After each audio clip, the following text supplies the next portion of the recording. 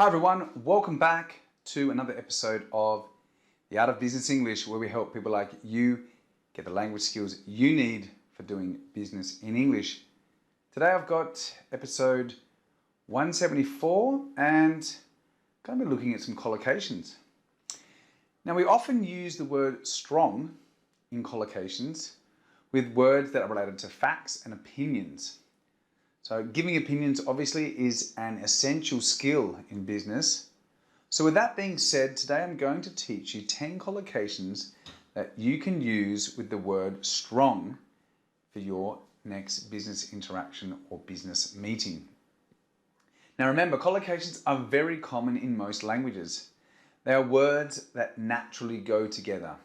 Collocating the incorrect word can make your English sound strange and less native or fluent. Therefore, it's important to know the correct collocations to ensure you sound just like a native English speaker.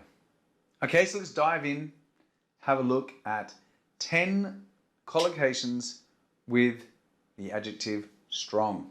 So the first one on my list is strong-willed.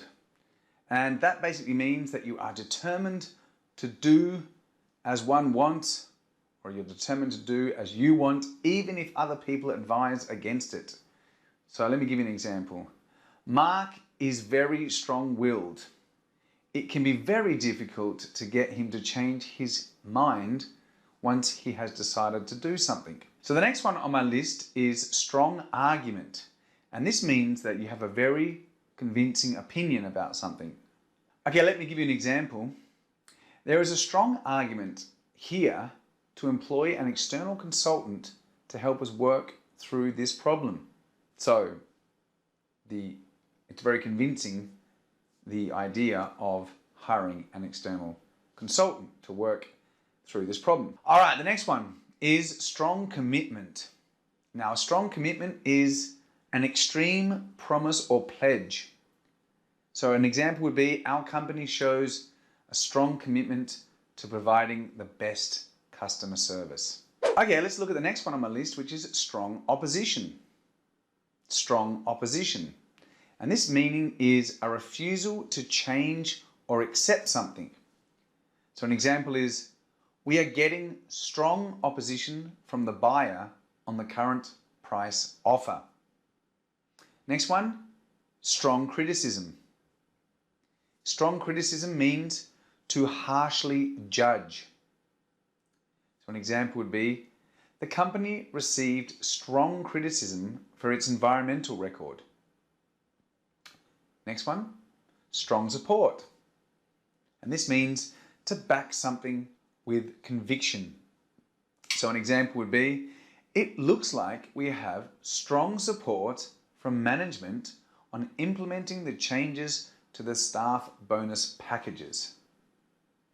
Okay, looking at the next one, strong candidate. This means a very good applicant for a job. For example, Sarah seems to be a very strong candidate for the position of VP. She has an amazing amount of experience. Okay, next one is strong finish. And this basically means a very good end to something. So an example here could be, we are having a strong finish to the end of this financial year. We will definitely hit all of our targets. Looking at the next one, strong evidence, which means very compelling data. There is very strong evidence to suggest that the company has been trying to hide losses over a number of years. So they're fiddling the books, as we say in English. Okay, let's look at the next one on my list. Strong position. This means you're holding an opinion with a lot of conviction. For example, Brian is holding a strong position on his view of the changes to the company restructuring. And that's it, people. Those are my 10 collocations using the word, or the collocating with the word or adjective strong. Now, as you'll see, it's really important to collocate the correct words with strong, because otherwise it will sound very strange to non-native people. You can't say, I had a really strong fun. I mean, that doesn't work. Okay? Or I had a strong adventure. No, that doesn't work.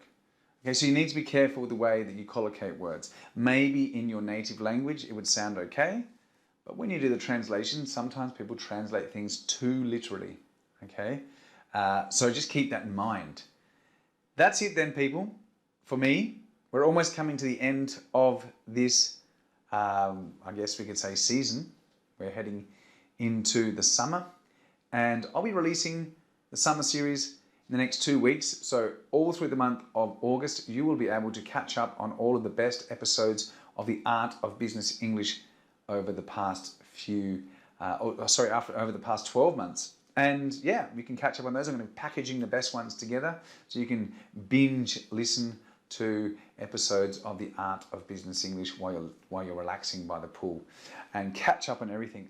Now, before I go, just remember, if you do want to improve your list or knowledge of collocations, then dive in and take a look at my 500 business collocations for everyday use. Super useful resource. It's got 500 collocations of different categories. Plus, I give you a copy of the pronunciation, so you get a free download of in MP3 format of all of the ways of how you should pronounce each of those words. So you're going to learn correct pronunciation plus a whole bunch of business vocabulary. And that is it for me, people. I hope you're having a great week and you're not too busy. I'll see you all next week for another episode of the Art of Business English. Take care. Bye for now.